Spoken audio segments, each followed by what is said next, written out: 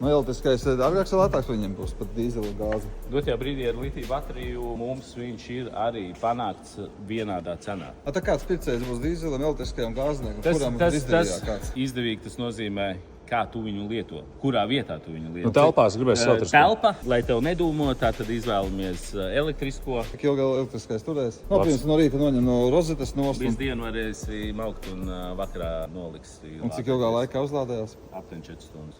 Tajā pietiek, darba diena nomaukt. Tu nav tāda mēraukla, viss ir no intensitātes atkarīgs. Mēs paši viņu lādējam, es nezinu, reizi 2 nedēļās. Elektriskais nav tā, kaut kādā momentā būs vājāks nekā tas pats, kas uz Nu, dīzela. tas ir, viņš nevar pacelt visu. Īstenībā neviens nav pat mēģinājis. Mums ir jāiedod Edgaram notestēt, izbraukt bateriju. Veselu dienu? Veselu Jā, dienu. nu nafik. Viņi labāk uzlikt uz kaut kādiem, Tai veicās tev.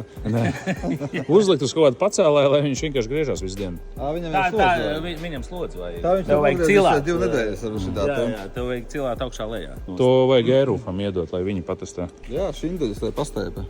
Jā, viņam arī smaga prece ir.